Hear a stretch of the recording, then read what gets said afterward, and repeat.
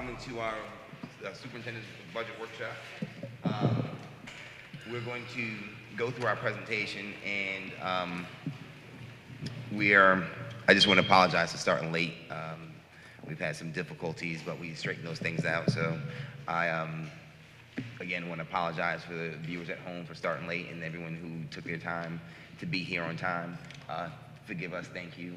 And to the employees who rescued the day by coming, thank you for being heroes and bringing the budget book or our binder so we can have our meeting.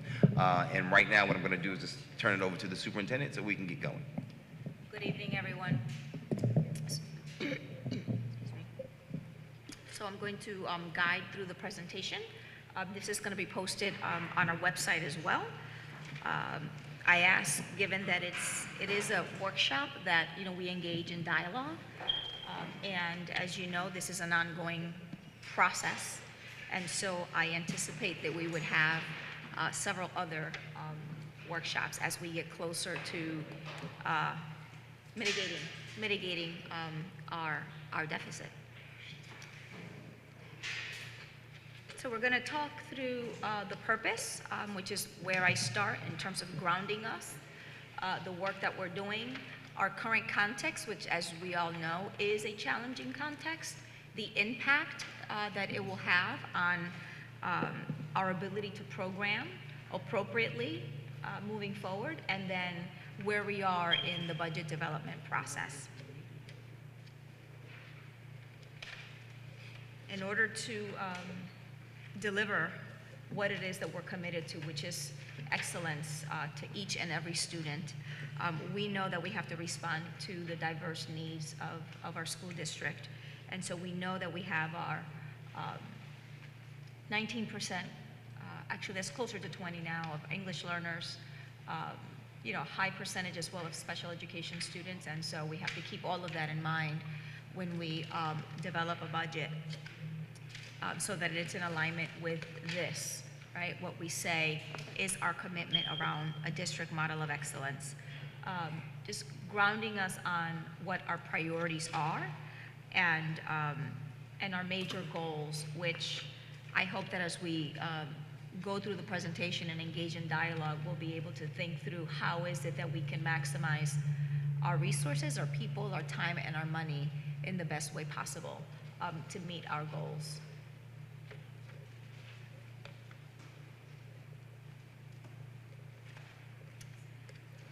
Currently, this is some highlights as to where we are. We know that we have our goals, and I just wanted to highlight some current progress. We had started in our last workshop to look through our goals and our achievement and progress. I wanted to highlight that though we don't have SBAC scores, right? That's not until later on in the summer. I wanted to just give you a glimpse as to where we are around our ELA. However, this is using the map, and so you see that there's about a 2%, a percent and a half, if you will, current progress. We have our English language proficiency, and that is for students that are English learners. Chronic absenteeism. We have our out of school suspensions highlighted there, and then our college enrollment rate. So that's just a little glimpse as to where we currently are. I know that we have to continue our workshop. We have to finish the workshop that we started last time around our data. So we know our challenging context, right? We know the fact that we have a deep student need, our persistent low performance, which we started to talk through and analyze at a deeper level last time we came together at a workshop. We know intimately our declining enrollment over the last 4 years, 2,000 students, and our fiscal constraints. We know that we are now projecting 13 years of flat funding. We know that this was the 9th year of flat funding, and we know that as part of the district, as part of the city's recommended budget and what was presented to the Municipal Accountability Review Board, we are projected to remain flat in that funding, and so that will it will equal to 13 years of flat funding. 3 years of declining special funds, and we'll unpack that. And we continue with our increase in costs in tuition, and so clearly that is a challenging context for us. And while we did some hard work around our district model of excellence, we know that the projection is 3 years after we implement the district model of excellence with fidelity. And so what that means is that we stick to our timelines, that construction happens on time and as scheduled, that we're able to merge and consolidate the schools. After 3 years, will we begin to see an opportunity to reinvest the $11 to $15 million. Just another way to highlight our declining enrollment.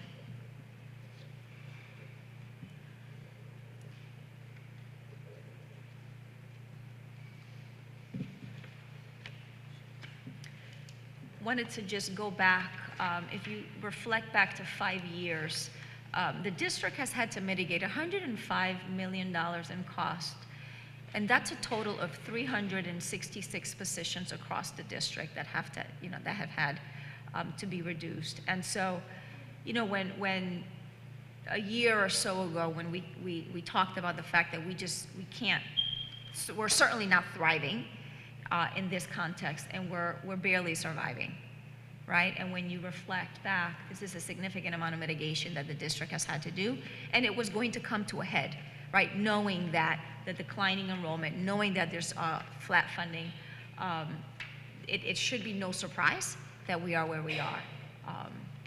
While we'll continue to do our due diligence and try to be as prudent as possible with our spending, nonetheless, challenging situation we're in.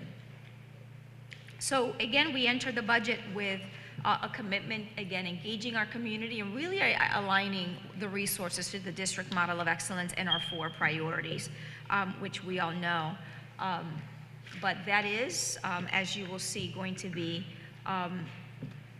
challenging for us to do. When we think about sustaining finances, we certainly want to commit to implementing the district model of excellence and the restructuring, continue to identify sharing resources between schools, and lifting how we can best leverage our community-based organizations, and try to have an equity-based approach to meeting the needs of our students in a way that's transparent, and continue to advocate for reliable funding from the state and, of course, our local resources.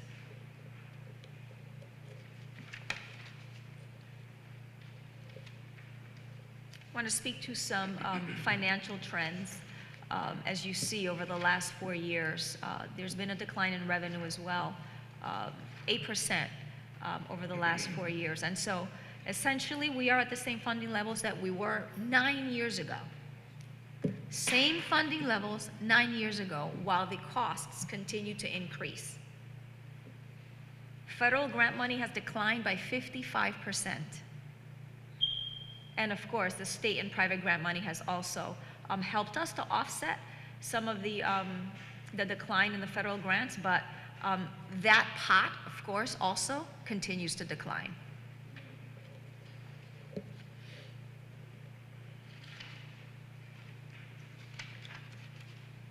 I'm going to turn it over to our Chief Financial Officer.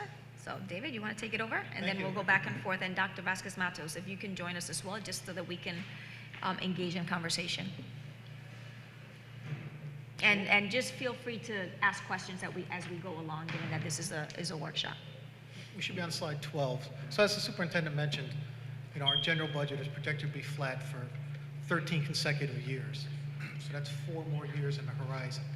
And if you look at the pie chart, that makes up 70% of our revenue and our fund base. And in most cases, we cannot use grant funds to supplant any of the general fund budget issues that we might have over the next coming years. I have your. Oh, you got it? Oh, you okay. That's That's good. So here's just a little more detail. We're just going to keep breaking this down for you and pulling it apart. So this just gives you a pie chart of the details now of our fund revenue. So I'll just start off to the side. You know, the state passed through the ECS sharing. It's about 188 million, which is 46% of our revenue. You know, 4 or 5 years ago, that was only 43%. Which doesn't sound like much of a change, but 3% on almost 200 million is substantial for our district. On the bottom is the city of Hartford, which is 96 million, just shy of 100 million. That's been consistent for years. And then you get into the sort of the special grants. So we have federal grants are now at 22 million, state grants at 95, and then we have some smaller private grants that are rounding out to about 6 million, just under 2%. So here's our revenue just kind of year over year to give you some numerical illustration. So we're expected, you know, this year we're expecting to finish the year at about 423 million, well, 200,000. Next year we're at 406.3, so that's about $16,900,000 or 4% less than what we had last year. And if you remember the decline in revenue we showed a few slides ago, it's been down 8% over 4 years, but 4% of that, half of that we're going to feel in 1 year.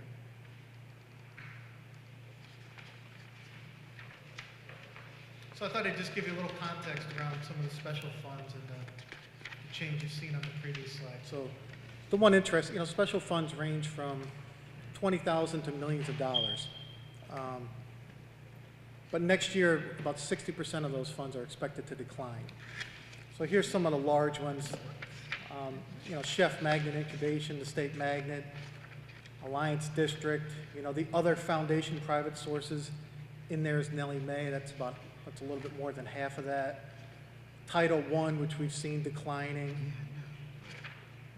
State and federal pass-through, that's Carl Perkins. And then we have kind of all other, which are just a sort of a litany of real small ones. And I actually have a handout for you if you'd like to see the details of that.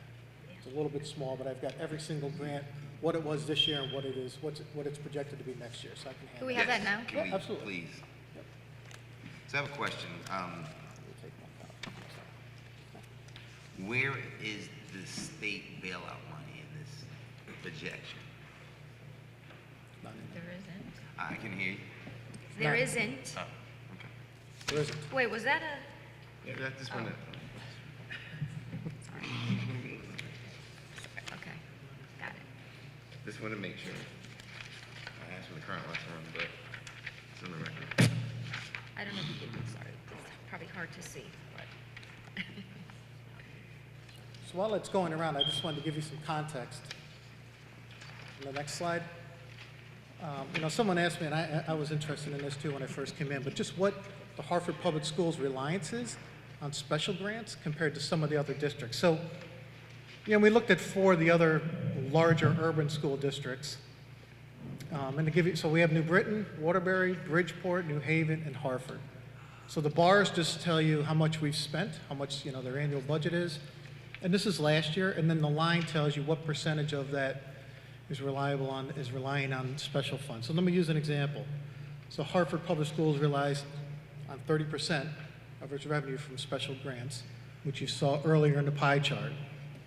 New Britain relies on 20%, Waterbury is 28%, Bridgeport is 20%, New Haven is 37%.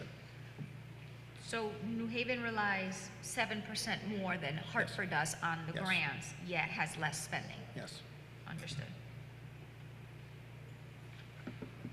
So what we should continue to do some analysis on this as we start to project forward, because it'd be interesting to get really underneath this one. David, can we go back Absolutely. to slide 15? Yes. And can you highlight some of the grants that, so to the left, we know, to the right, we know all of the ones that are decreasing already, or that are no longer available? So I can talk you through maybe some of the other, just to Okay, bridge that the a 3 little bit. million.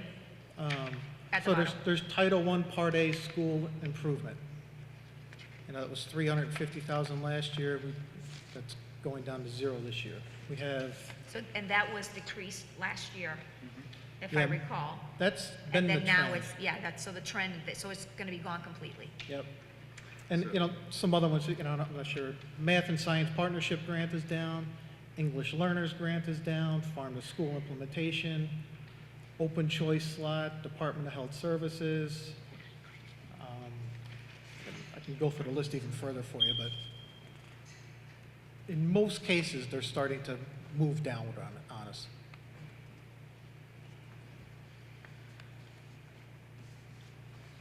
And so the reduction in the projected for our special funds is a total of what? What's that number right there? The 16, right? 16.9. Because the rest of our funding's flat. So if you went back 4 years ago, I think our total funding was 441 million, and we're at 406 and change now. That's the 35 million. And I have about 8 years of all the grants, so if you ever want this, I could show you from 8 years ago, every single grant we had and what it looks like now. And our grants, as I'm looking at the, our private grants at the bottom of the spreadsheet, there's, Nellie Mae is reducing at least by almost $1 million. Yeah. Yeah, and I don't think we're being conservative here. We've No. followed the trends. So on some, you do the math just on trends, because you just don't anticipate the trend to change if it's been 3 or 4 years. Others where we've gotten really good intelligence, where it's going to remain level or slightly down, we've used that. And then ones that we know are just going to expire, we've just taken those off.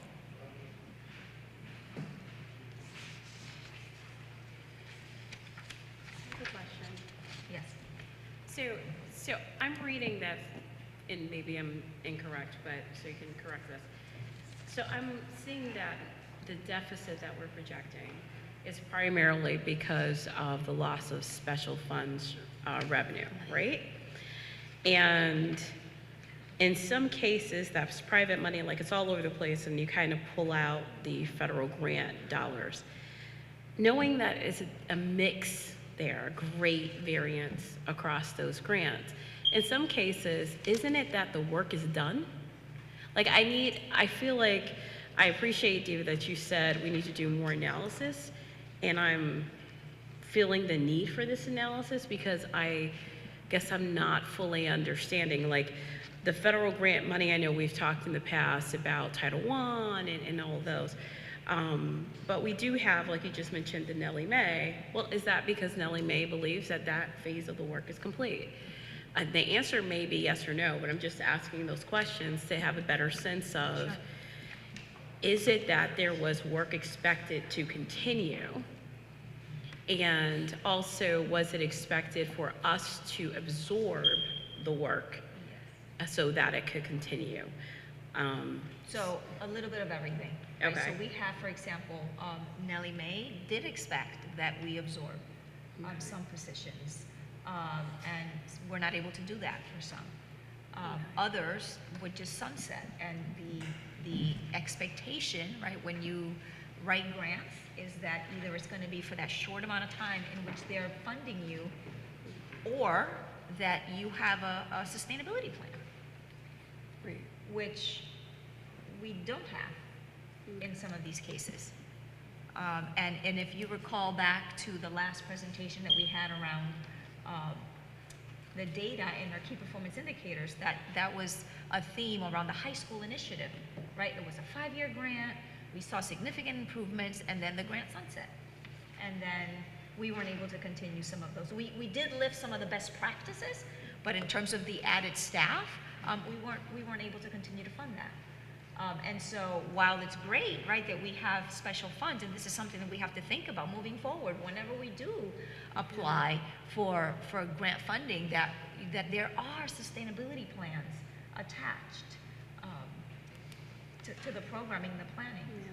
But we can certainly get an analysis on the grants and what they were earmarked for, and whether or not, it required that there was sustainability post a grant.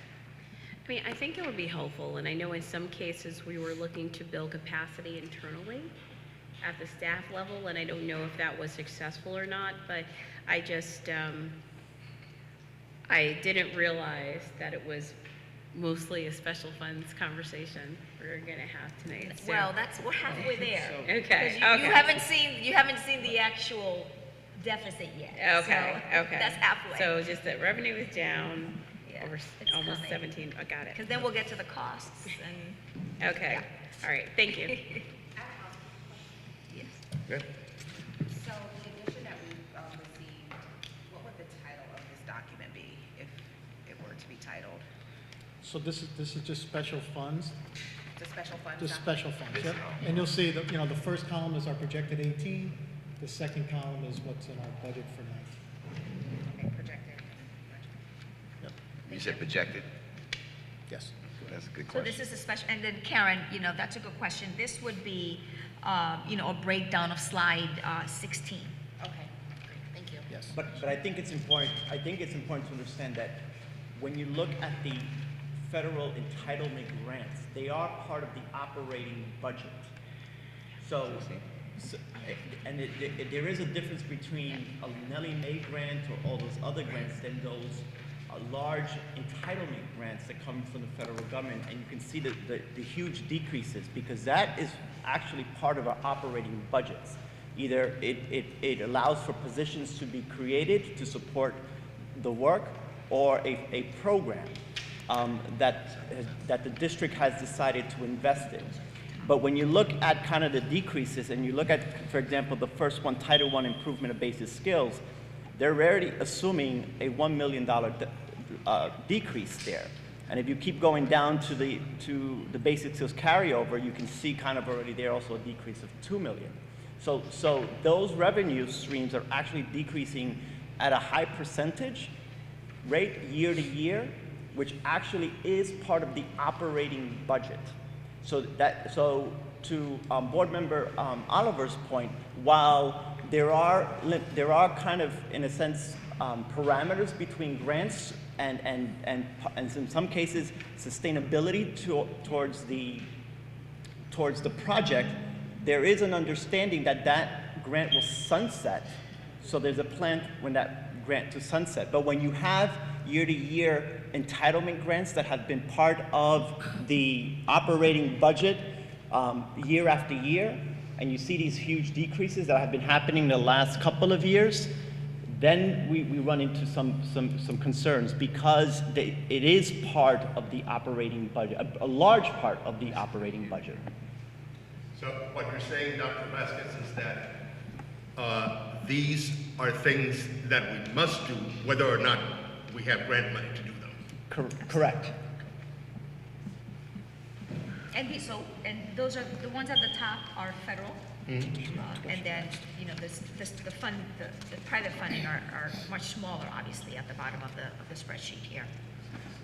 So right now, this reflects the top, where you spoke of the entitlement funds, federal funds.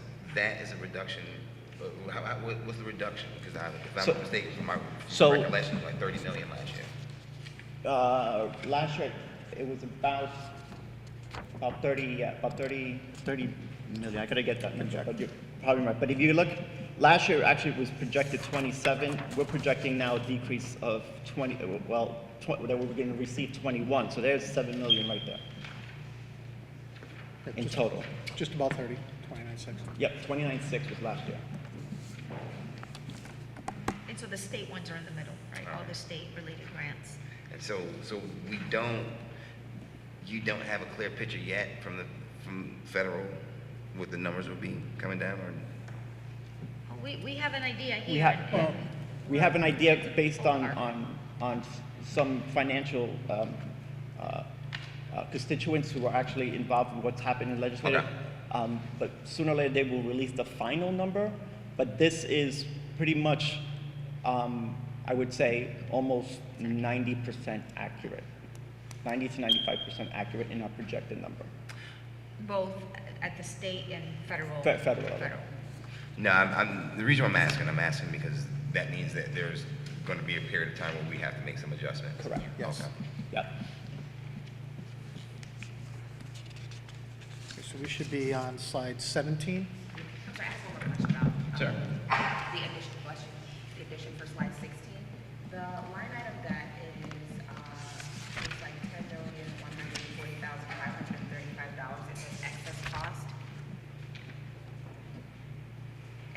state grants, in the state grants category, what is that excess cost to the tune of $10 million? So 5 down. Right here, the excess. We'll find out. Yeah, maybe Maureen can help. Excess cost is the reimbursement we receive from the state Department of Education for Special ed. basic high-cost special ed. Special education.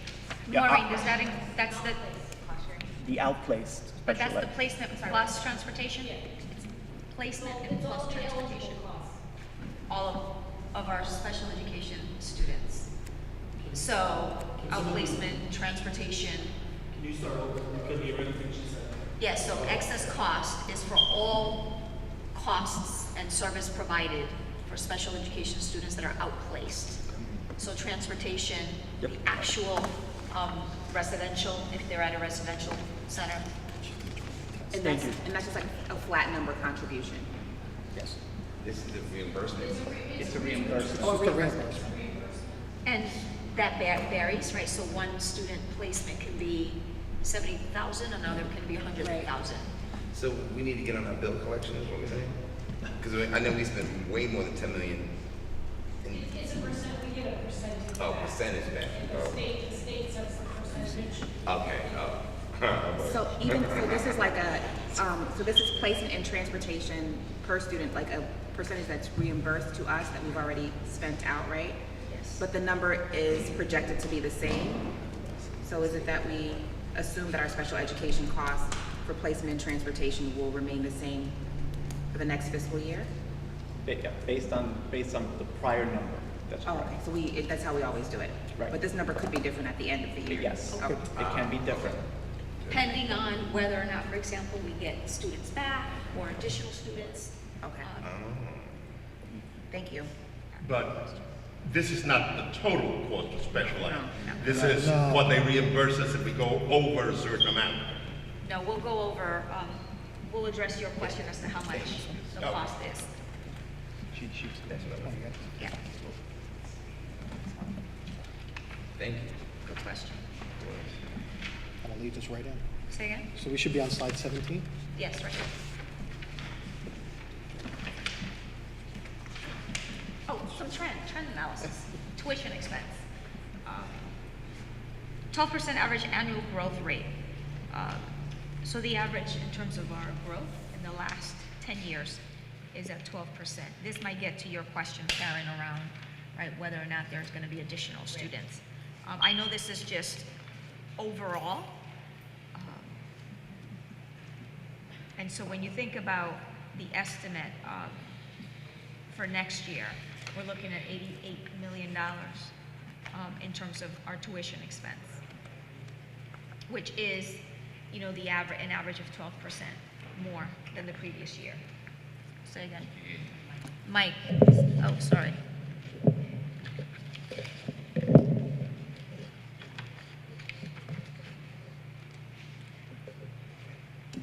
And so for next year, and this is an early estimate, right? We're thinking 55.8 million higher than when we started here with the projection in 2009, 2010.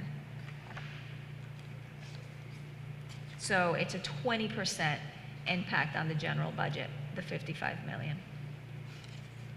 And we just felt that it was important to, you know, kind of highlight the projection. And, you know, as we get deeper into the analysis, will be interesting to kind of project out 5 years out, knowing that we're going to be, there's going to be a flat funding for the next 5 years. Can you just summarize what is in tuition? What that covers? Go ahead. Yeah, so it's, it's primarily two pieces. I'm gonna flip back for a second. One is the cost for special ed students leaving the district, as well as kids going to other magnet schools outside the district. Those are the two big ones. That's over 85-90% of the total number. The increase is caused by more students or higher rates or both? It's both. It's both. So it's been, as Dr. Torres mentioned, it's been on average 12% increase. The last 2 years, we've seen it at around 9.5%. So we haven't been If you went 4 or 5 years back, that number was 15, 16% increase. So I'm not sure if it's stabilizing yet, but at least the trend is starting to slow a little bit for us. So as we work towards keeping more of our students in district, this number would go down.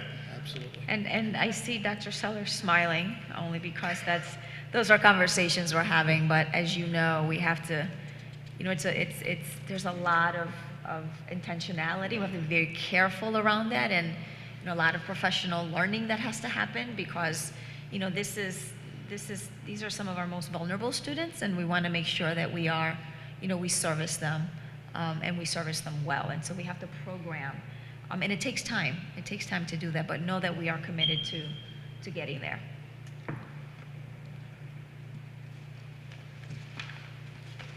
Did that answer your question, Ms. Glenville?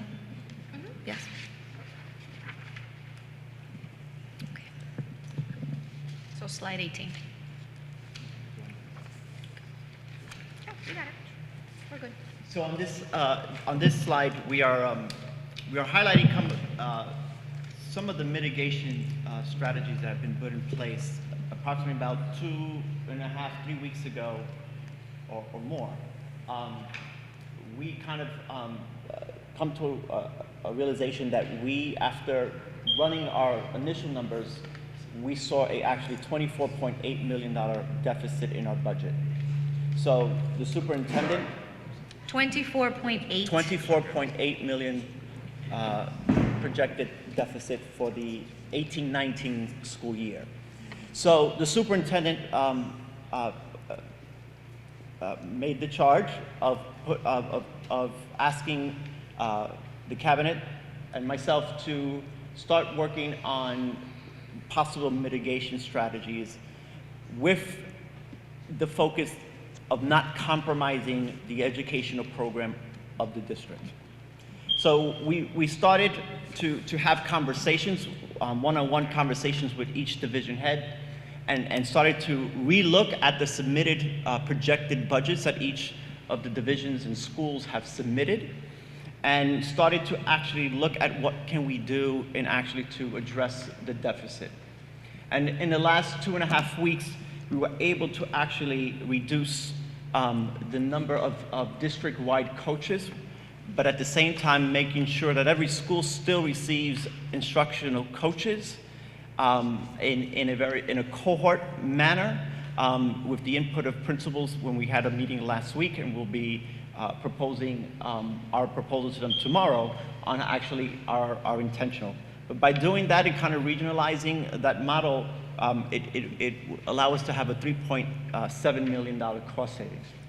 We also went into kind of looking at divisional budgets, central office budgets, and actually what can actually be looked at and reduced. And the charge that came out of my office to each division head was, what can you do actually to reduce your budget anywhere between 5 to 7% to start the conversations, allowing them to really go back to their divisional budgets and see what they actually can do to reduce.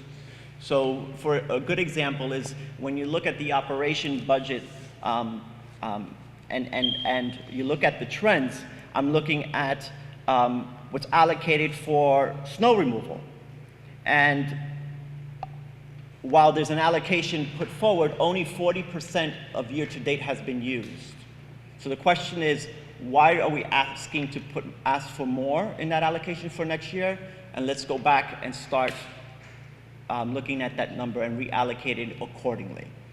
And we did have kind of a tough winter, because since I've been here, it snowed every week for the, so hopefully next year it won't be the same, right? So, Excuse me, I'm sorry. sure. I'm trying to work through emotions while we do this, so forgive me. But we have an agreement with the city, 1.2 for the crossing guards in exchange for in-kind services.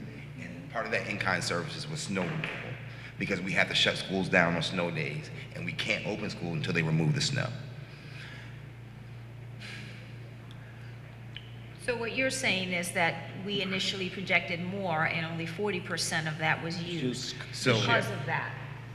So DPW still owes us more in-kind service, or? Mr. Stone, I have to research that question because this is in our operating budget. No conversation that we had was in kind was part of this. This is coming out of our operating budget. Thank you. But I will research that question. And just So, I'm sorry. before you go on, just want to highlight that, we'll get into in a minute as to what this looks like in terms of positions reduced or added across the schools. That's coming up, but first we just wanted to do an overview, broad brush, if you will, as it relates to district-wide mitigation strategies.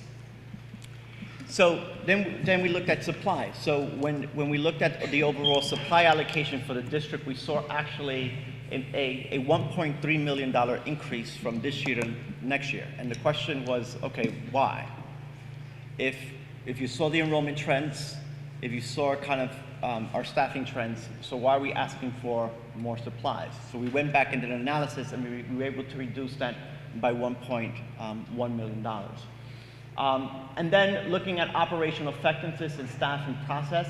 So what can we do actually moving forward? So there are staffing changes and consolidations that are happening that will actually enable us to actually save us $2.6 million towards that target. So right as of today, we were able to reduce the $24.8 million to $4.5 million. However, we still have 14, I wish it was 4, right? $14.5 million. Well, what did you give us more? So 4.5. 10 million, yeah. So I have a quick Question. I have a quick question. Does this include any of the positions currently that are not being filled, or is this just across the board? So, yes. So we are looking at all vacancies based on need. Okay. So there's a combination of both. So there are vacancies that actually we have pulled. There are vacancies that we know of that we're not going to fill. From central office all the way to middle management. And even at some school sites, we're having these conversations about staffing and so forth. We're being very careful on making sure that everything's done with kind of a deep thought around the root cause of the overall problem, which is the deficit. So yes, so there's a combination of both. While making sure that we maintain the integrity of the district model of excellence. Right, so I guess what I'm looking for is like if we can have like a cost savings of those positions that we know are not based on need, so that we can show that we're doing a savings on that part as well. So that's in that $2.6 million, but we can break that further down for you, but that's in that $2.6 million number. So, but there is more that's out there that's going to be in that number, but we can break it down. And the next slide, you also see where we're at so far with the position units that have been actually reduced. Okay. So some additional mitigation strategies that are in progress right now is that we're looking at central office of the non-bargaining folks and possible submission of summer furlough days. So those are actually, the non-bargaining individuals are actually the highest salaries, majority are the highest salaries in the district. So we are probably going to recommend to the superintendent anywhere between 4 to 6 furlough days, which is about a $98 million cost savings, 98,000 cost savings there. So I'm off with my numbers, so sorry. So the other thing is actually looking at contrast and looking at how we can renegotiate and reduce cost savings there, or cost avoidance, either one. Summer school regionalization, we're actually looking at summer school attendance. The Department of Data and Accountability has submitted to my office the actual enrollment versus the actual attendance of each of the school sites. and looking at possible how we can actually regionalize. There are a lot of summer schools that are actually at 10% in participation in summer school program, and yet we are opening them, putting in staffing. So how can we actually start regionalizing them to actually strategize for cost-saving measures? So this week I'm meeting with Dr. Jose Colon Rivas and Mr. Flegg on strategizing that. Just to clarify, you mean like having less sites, like not every school would have it? Right, They would combine. right. So we will be reducing the number of sites and regionalizing so that it go to 1, 2, or 3 sites, whatever that may look like, looking like at attendance, the attendance data and participation. But still service Correct.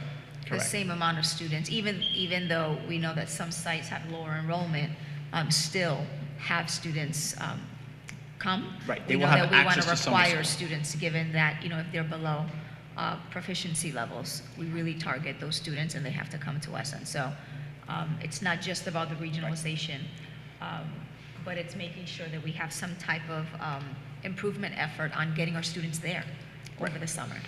We're not reducing or eliminating the program. Right. It's just the sites. We already do that at high school level. We did last year have a regional approach. All of our high schools, and there were cost savings there. We anticipate that at the elementary level, given that there's so many other sites, we can have additional cost savings. Other areas that we are looking at is actually efficiencies around technology. We're looking at anywhere from usage of our electricity from buildings, telephone usage, and all that technology stuff, and how can actually we look for cost savings there. We are in the process of actually looking at consolidation of central office departments. We already have started in that process, and there are some departments that are actually have now aligned with other departments, but that is a process that we are still working and actually having conversations with department heads and the superintendent around how we actually can look at consolidating certain departments and actually streamline work. 1, for operational efficiency, 2, for better clarity of the work, and 3, again, for cost-saving measures. And lastly, we're also looking at transportation, revisiting with kind of the relocation, the mergers, and so forth. We've asked for a study to be done on what transportation savings can be seen with the number of students who probably are going to be now walkers instead of taking transportation and so forth, and asking for a study in that. And that's kind of a short list of things that we have. Feel free to come to my office and you can see the extensive list, but this is where we are working towards on trying to address the $14.5 million that we still have out there. There's one thing that I wanted to kind of like flag that came up actually in one of our committee meetings around not just consolidation of central office departments, but also like relocation of central office, and like making sure that we are thoughtful about the costs that are associated with the move in terms of like, what is it, microfishing, and moving records, and like what that's going to take in order to protect confidential information and make sure the transition is not only just goes smoothly, but that we have everything like where it needs to be in its proper place, and like the manpower that we will need around that. So I mean, I'm sure that you've thought of it, but I just wanted to make sure that fantastic point, Board Member Taylor. And Mr. Flegg and I have been talking about that. And even if there wasn't a move, how actually can now we actually look for operational efficiencies currently that actually can help the budget, and that falls into the area of when we talk about efficiency around technology. How can we maximize technology to do our work as a cost-saving measures? So to your point, do we really have to be making so many copies, or things can actually be more digital? The amount of filing that's done, to your point, we've started to have that conversations of these, scanning systems that actually you can scan and archive instead of buying more file cabinets and things like that. And also with Dr. Colon-Rio, as we're talking about, if we transition to a new location, that has to be part of the plan. Because we can't haul everything that we have, and there's still more, even on the 9th floor. And how do we move towards efficiency? Because there is a cost saving if we go that route. Thank you. Just around the transportation, that's going to be an ongoing assessment, if you will, because we know that, the magnet lottery doesn't run, for example, until next week, and then we have several rounds of that, and so, that's a moving target for us, that being able to predict any additional savings there, because we don't know yet where our students are going to end up in terms of the school. So we can have projections, but it is a moving target for us.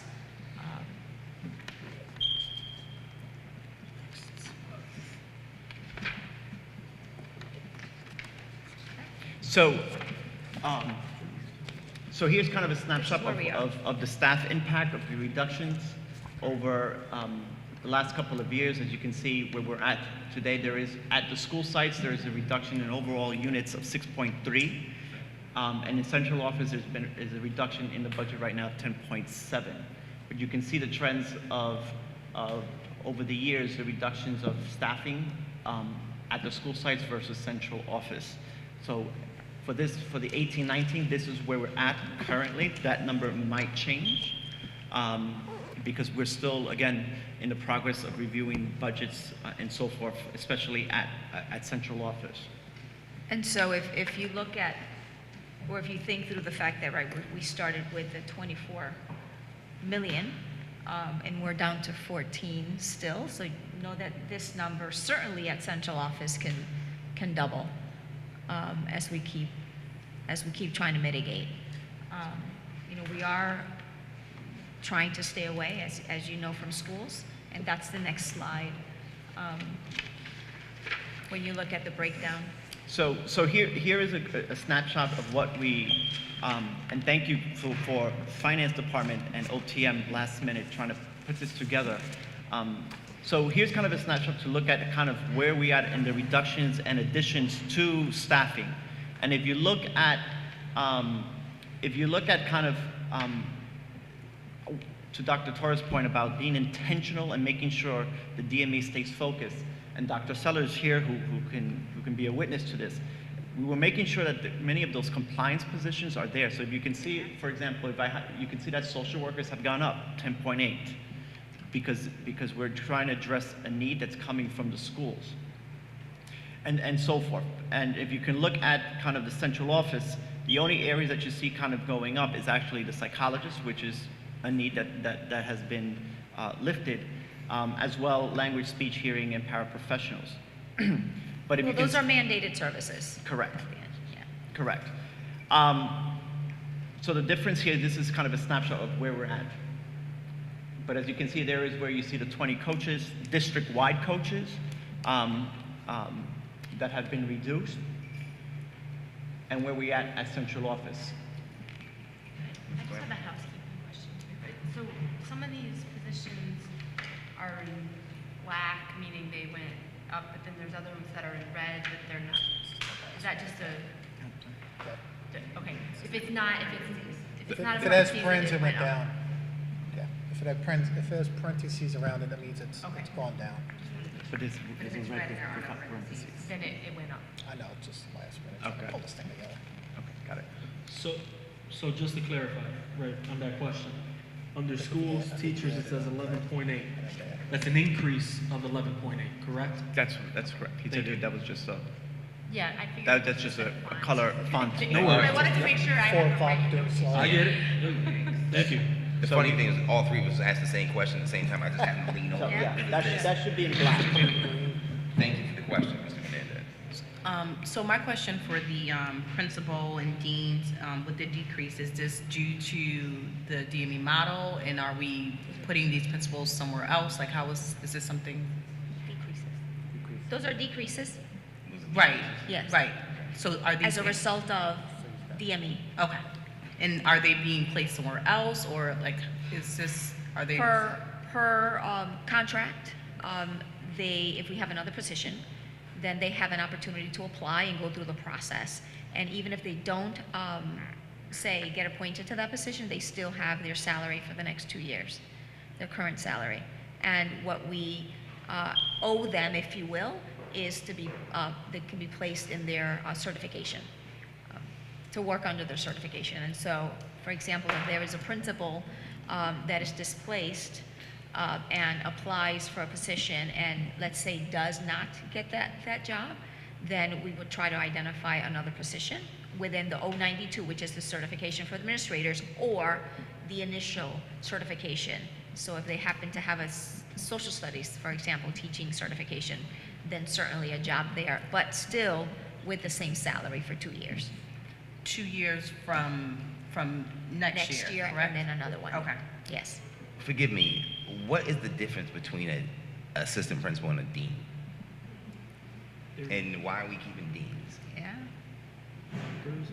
So assistant principals. And sorry if there's any deans in the audience.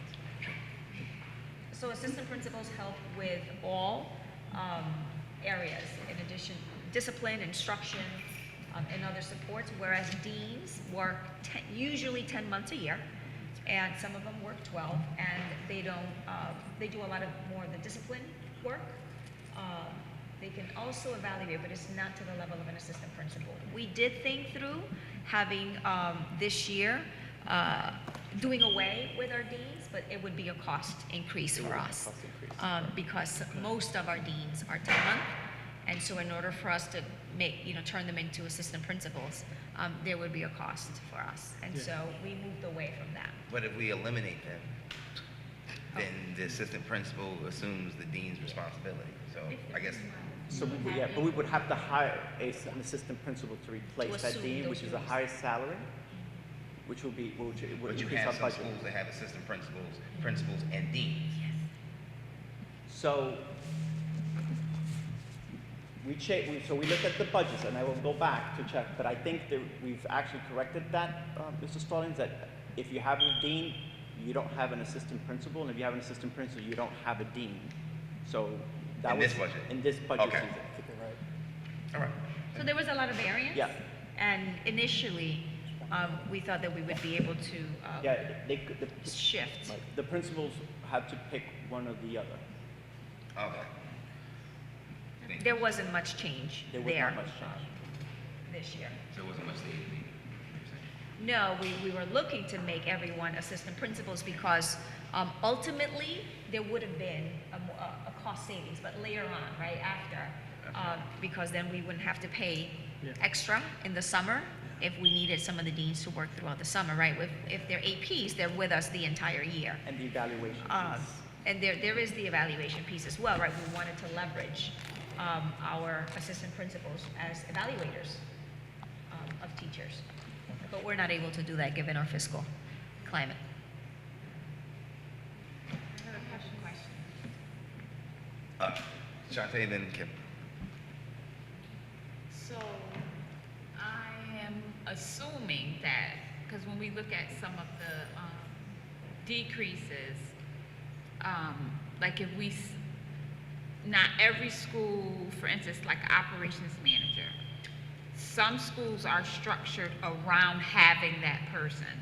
So when we're looking at probably all of these positions, I'm just picking that one out. Are we making sure, like with that person gone, what that means for that school? Right.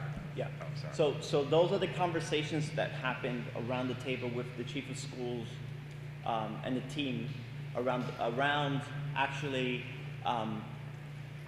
the importance of that position or other positions versus having a high or a large administrative staff and who does what, right? So in some situations, the principals did give a justification of the role of that position and said, well, then I don't need this other position moving forward because this one does all of this stuff and there is an urgent need.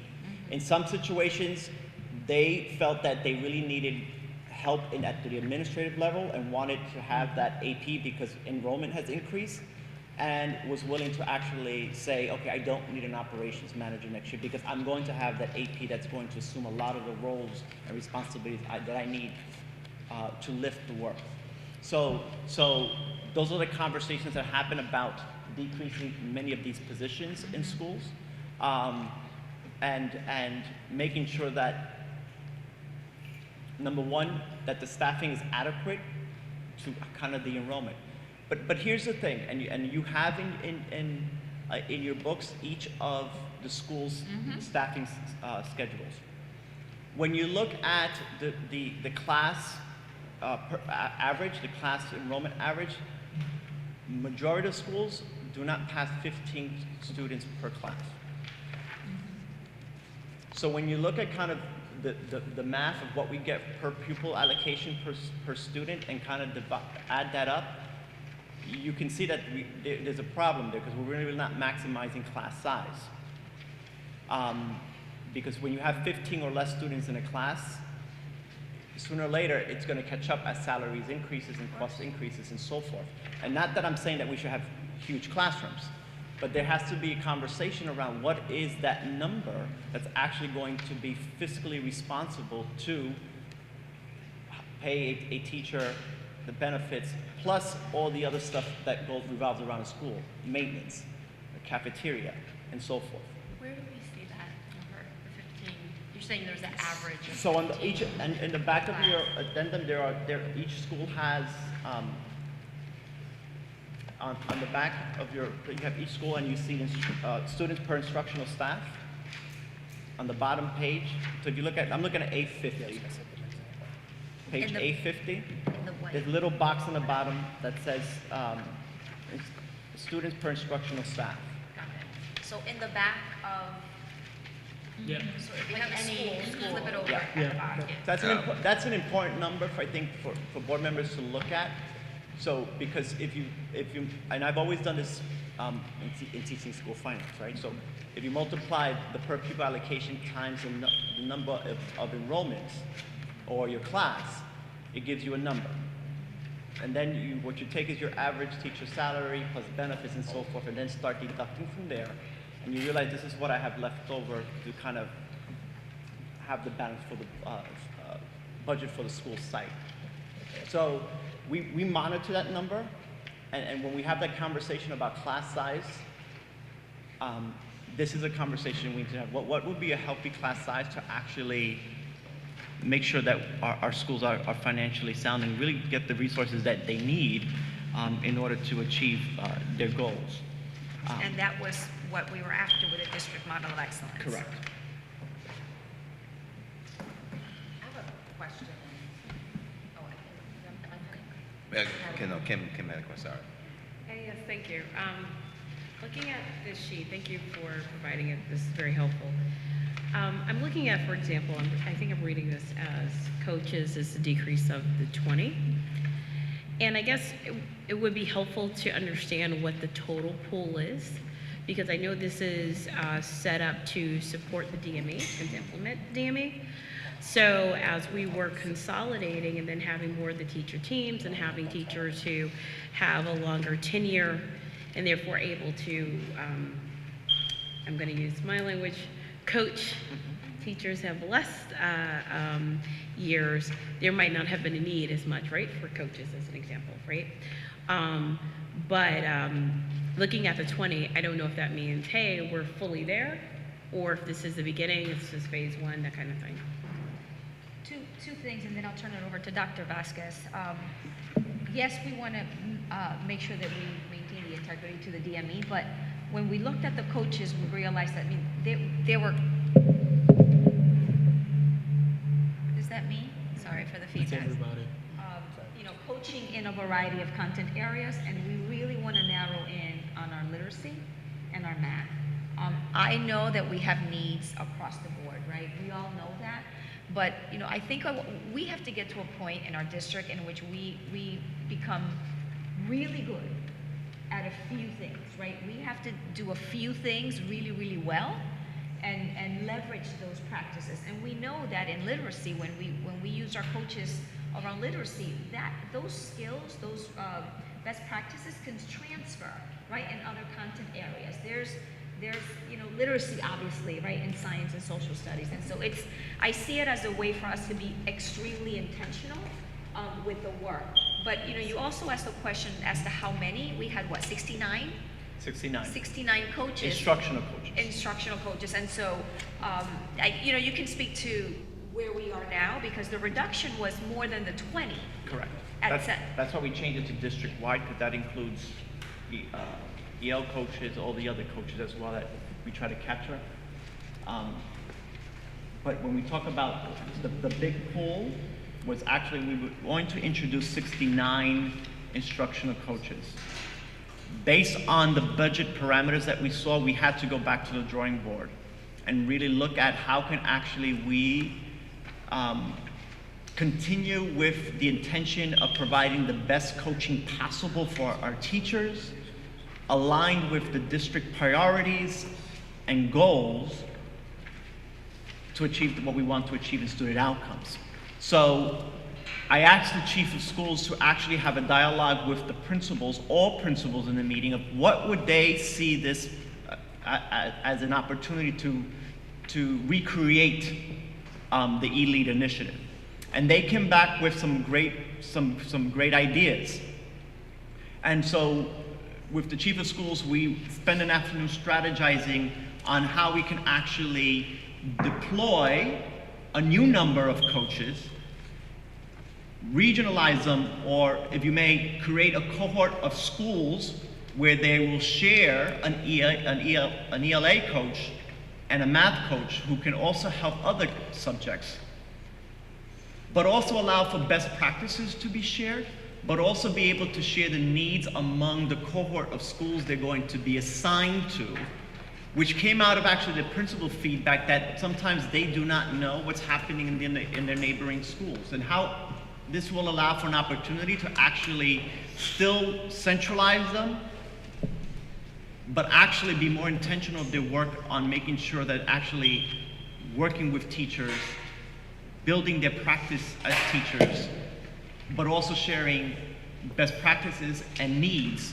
throughout the district among these cohorts of schools as we deploy them.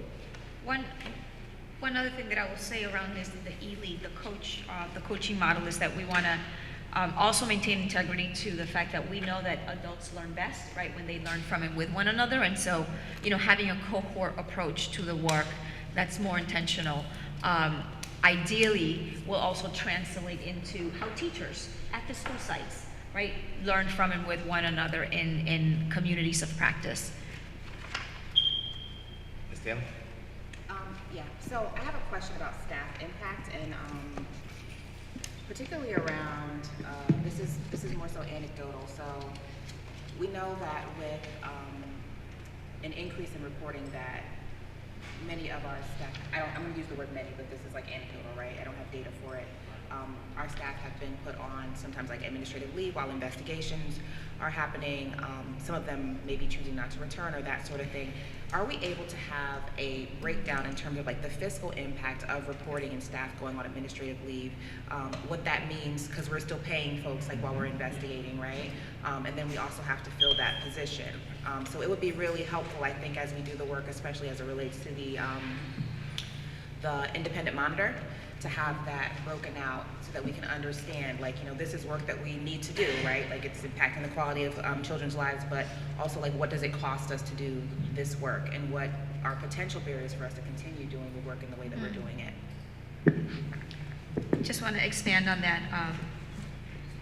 Ms. Taylor, around the independent monitor. What is not included here either is work around the Connecticut Center for Children with Special Needs. As you recall, last year, there was a contract of about $500,000 that was approved.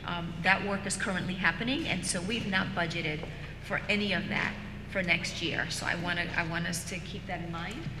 Also, have not budgeted in any work around the independent monitor. I don't know if I referenced this at the last budget meeting that we had around, shifting the independent monitor role to now implementation coach. given that, we've done a lot of the work, we've developed the plan around ensuring student safety, and now it's a matter of implementing the work. And so, that's an opportunity to learn from that work and see if we can identify other funding sources, external funding sources, that would help offset the general budget, if you will. But nonetheless, just keeping us, informed that there might be an additional cost because of the work, around our action plan implementation for the OCA. So can we have that conversation soon? Because that, right, all right, so that's important. So Dr. Sellers is working with the Center for Children with Special Needs around getting a year-end report to let us know where we are, and they'll make recommendations, and then it's just is up to us, as a team to really look at that and identify where, how we're going to move forward. We know that, as you know, the issues that were raised were issues, deep embedded issues that, evolved year after year, and so the expectation cannot be, right, that we've achieved a level of mastery, if you will, in terms of our capacity to serve our most vulnerable students. And so that's work that has to be ongoing, but it hasn't been included here. So is it possible to So get we will- the impact of, something that's like specifically parsed out to really just speak to folks who are put on administrative leave, what it costs around that? Because I really don't have any idea what it costs, paid substitutes or a replacement teacher maybe for the year or for the 6 months that an absolutely. investigation is pending. It would be helpful to know that as I can get that. How long will it take for you to get that? 2 weeks? 2 days, if Yeah, that. okay. Okay, great. Thank you. Yeah. I had a quick question concerning this page. What does FRA stand for? Family resource aid. The resource aids, the family resource aids. And then under central office, I see that we have maintenance staff and then nurse. There's no numbers there. So I'm assuming that means 0 or No change. no change at all? No change. Okay. So, And I have a question. So, because I know we just had the conversation that it's sometimes there's usually if there's assistant principal and a dean, you might not need both. For the schools that are maybe, and I'm just making this up, trying to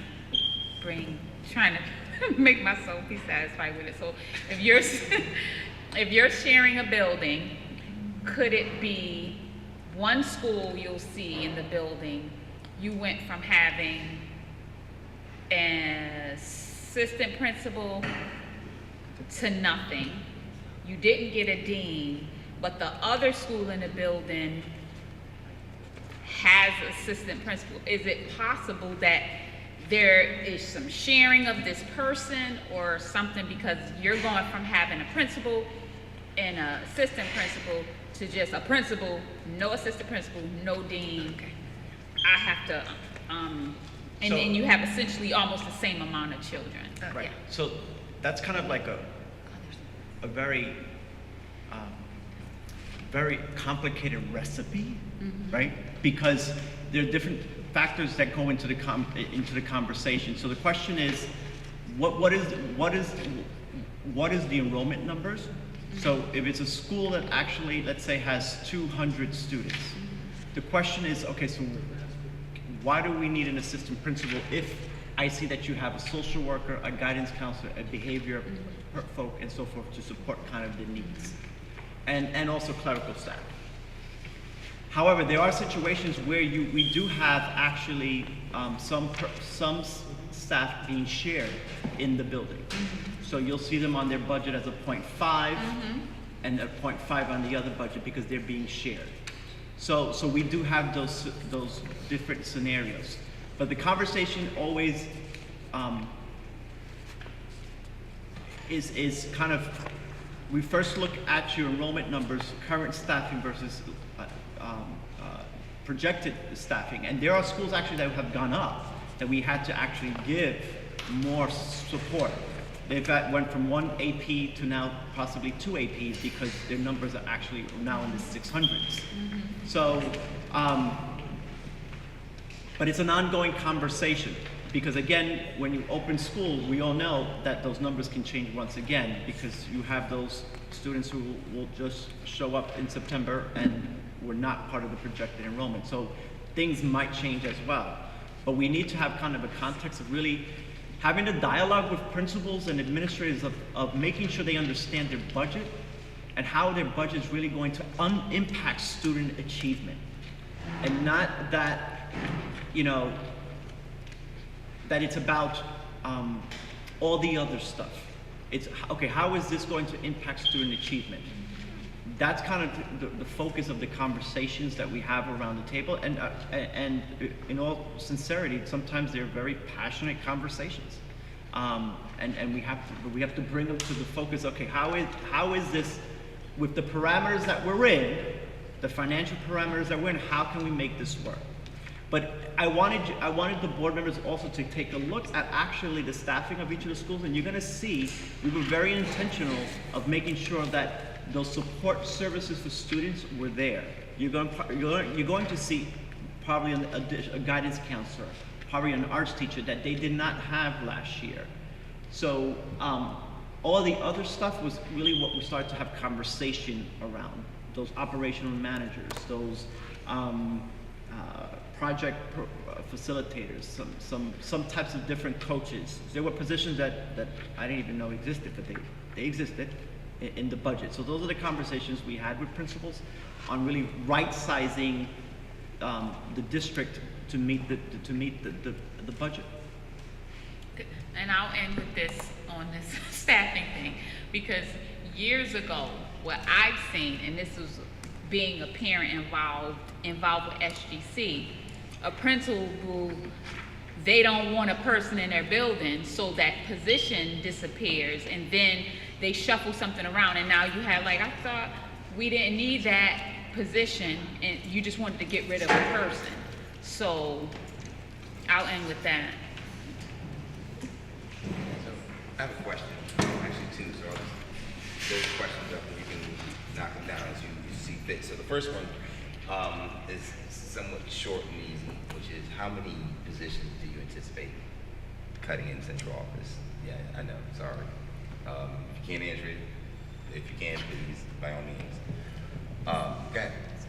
So I referenced earlier that right now we're at 10, and so we still have another 14. And so are you asking like for a projection? Yes, projection. 14. No, not 14. I would say, you know, anywhere from 17 to 20 positions at central office. I think the superintendent earlier said that number could probably Double. easily double. Double, Yeah. yeah. Was her exact word.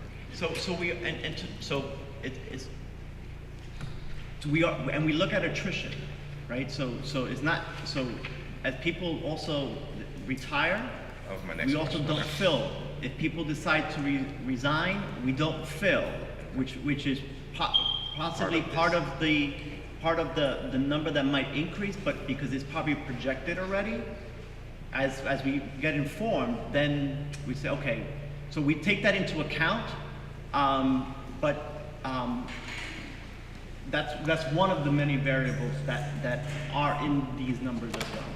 But we don't anticipate that being the case at central office in many of the instances, right? So I don't anticipate that we'll have 10 people that will resign or retire. No. And so certainly not right. Resign One, yes, retire one. Which means that still, right? If I'm projecting that number could double, that we're looking at, you know, at least 10 positions that would be reduced at central office. Yes. The next question, I talk about this quite a bit. The radio station, near and dear to my heart. TV station, again, near and dear to my heart.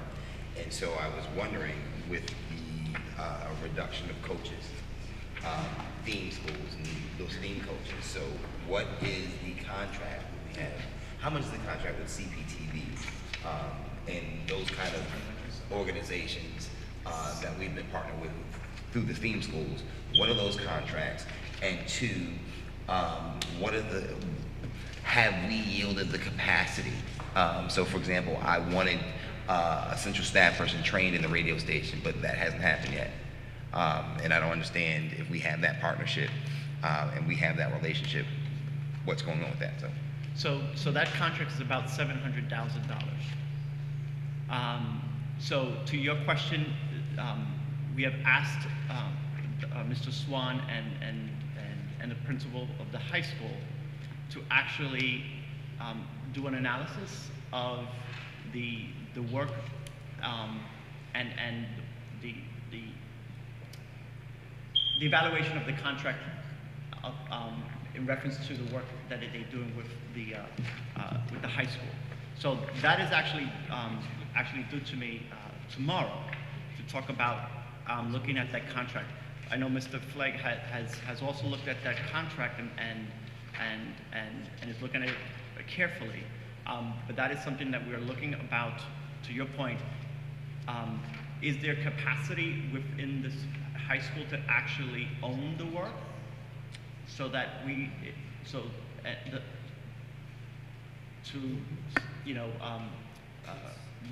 release the contract or release the partnership of the contract due to the circumstances, or do we need the contract because it's going to compromise the program of that high school? So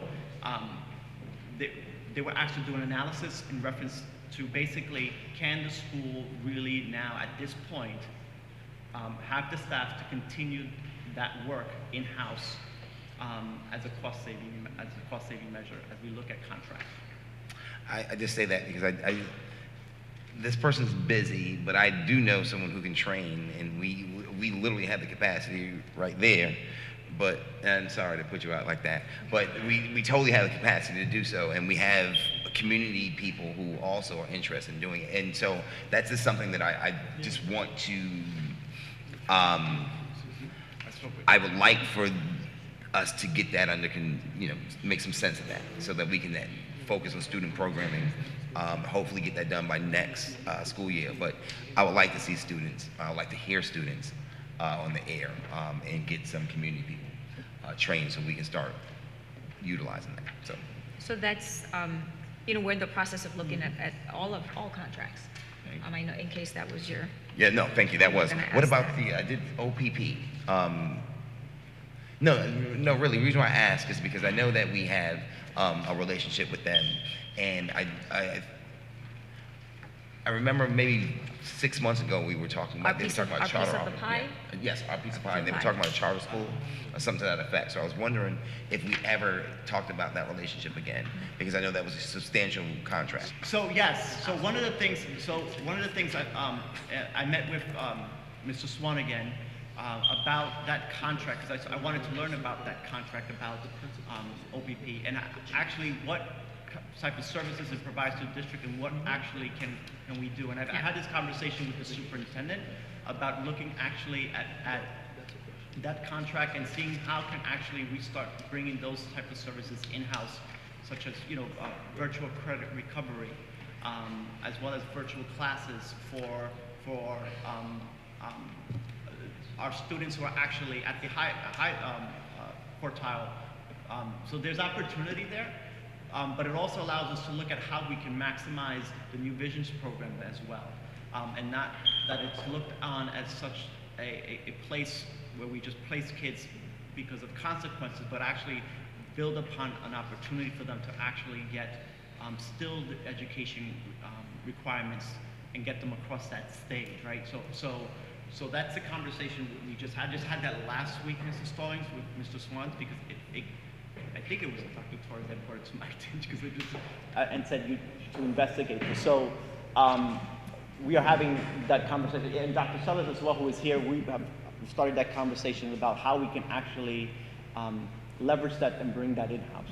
And that's not to the degree of our efforts around our special education students, but it is something that we think we could start with, and learn from. Right.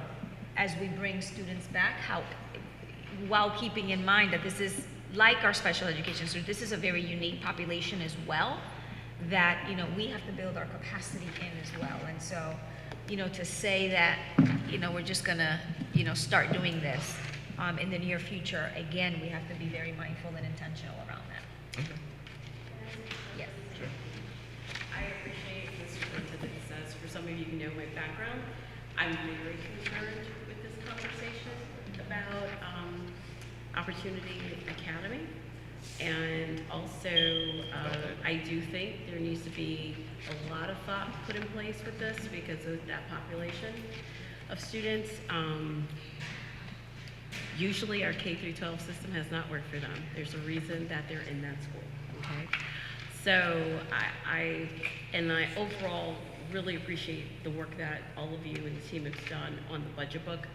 I recognize there are other pages not here included that I'm assuming you guys are still working on, which includes, I mentioned New Visions. I don't see adult ed here. There's some, yeah, no, so I guess, and I recognize that, as we were talking earlier about the graduation rate and these numbers and how they impact that, I gotta tell you,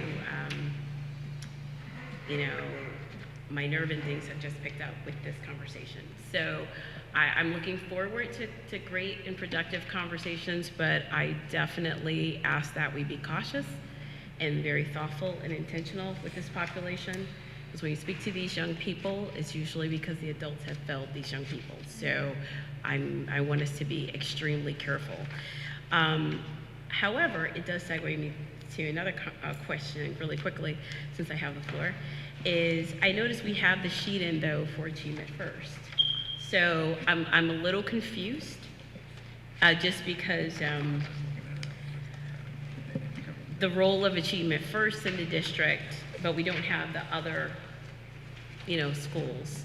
So if you guys could just maybe just clarify that quickly, and if maybe we're gonna come back to that one too, just let me know.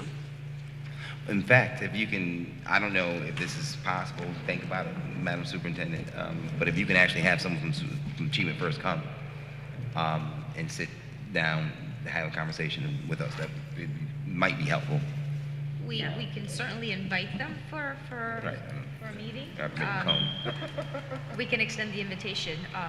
And, per the agreement, we do have the in-kind, if you will, which is the nurse. And so that's the only thing that, that's here. And so unlike, for example, a Jamoki, right, we don't have that type of agreement, and so we don't include them here. I have a question about that though. I mean, don't we also provide other centralized services for them? Like I know our Choice office does the placements for them, and so that doesn't, that's just sort of generalized across the budget. Like we don't sort of parse out like what. We could think through a percentage of it. Trying to think, who else do we do that for? Do we do their security? We have nursing staff and security is not ours. No. Yes, it is. No, security is not. We don't own the security. Yeah, Achievement First. You sure? We can look into that. Look into that, because I'm pretty sure I was confronted by Hartford School. And when does, Well, I know that, I mean, up until last year, we were co-locating in that one school, so I don't know if there was like shared security. Last year. Like, I think in the past, I've definitely this year. seen it in there, but I'd be curious, is that a change now? Right. Well, basically, right, we need to understand the relationship. We're not encumbering that, Okay. right? So we're not projecting that there's a cost for us around security. It's only the 1.2 for the nursing staff. So, I have another question. I just want to make sure that if I answer that, Ms. Oliver's question. Yeah, so I'm taking it as there's just additional conversation in the larger conversation we're having, but for this, because we have a direct cost of the 1.2 on the nurse, is why it's included. As part of the MOU. Got it. Yes. Okay. No worries at all. So I mentioned the in-kind earlier. And so I just want to get back to that, because I had to have a few conversations. So are we still, is the city, I see the city still has the in-kind service budgeted, the was it 1.2, 1.6 for crossing guards? 1.2. 1.2. We don't have that as part of our budget, so which would mean that if the expectation on the city side is that we incur that cost, then, you know, we're looking at an added 1.2 to our deficit. To the 14.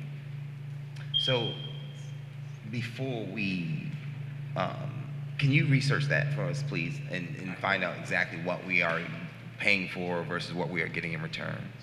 I thought it was for snow removal, but I suspect it's police overtime. And yeah, that's not a good way to use $1.2 million. So if you can please research that for us. On our books, it's not as in kind. I can tell you that. That's what I'm, But we'll research it. that's what I'm learning today. So thank you, please. Thank you. Can I ask on the achievement first, our MOU, when is that up or whatever? How does that work? I know it's every certain amount of years. Where are we in year, if it's every 3 years, are we in year 2, 3? How is that? How's the contract renewed? I know that there was, Abby, I was gonna say, I know that there was an extension that was granted. Today, the contract renews for another 5 years at July 31st, 2018. Ooh. All right, could we repeat that? That it renews in 2018 for another 5 years. Does it Automatic. just automatically renew? No. There was a conversation about Yeah, unless we could come to the table. Oh, we need to have a conversation. I do know that communication was sent last year around having a dialogue. So, So I'm assuming the board, whenever, at whatever time, approve for a certain amount of time. So does this board not approve for another certain amount of time? That's what I need clarification on. So in other words, the new MOU doesn't come to the board for approval. Or does it Yes. automatically? Or does it automatically? This is- Automatic. Our approval was reflected in our approval of the budget. That's the thing. Like, it's I mean, I guess if, you know, like, these MOUs don't come before the board. unless I've seen one come. unless there's a I've seen one cost. come. Unless there's a cost.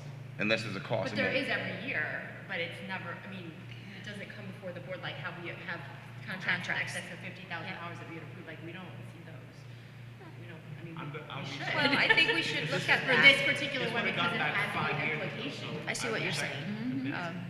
I mean, it's Well, pull the contract. 1.2 Yeah, the in contract's weird. staffing, which is clearly over $100,000. And so while it is not a contract per se, it is still a cost in excess of $100,000. If I'm not mistaken, I think the contract So read you're something asking- like if we didn't act or take a meeting or do something by 11:59, the contract automatically renews itself. Or the MOU automatically renews itself. It's some kind of crazy language like that. Right, and that's what I'll pull the MOU to make sure there's a clause that states that to get clarification. So I have a quick question about the staff impact. Does this reflect any of the influx of children coming from Puerto Rico? Okay. It does, and I think last time we were together, we got notice that the federal government had released their application. I will tell you that there is a conference call tomorrow morning for superintendents around this, and so we've received the application. There is a quick turnaround time, and so we will be submitting for that application. And so while we incur, right, the added cost, I am hopeful that we'll get some funding. Okay, and that will be reflective. And that will on- be, you know, of course, will help us with our deficit.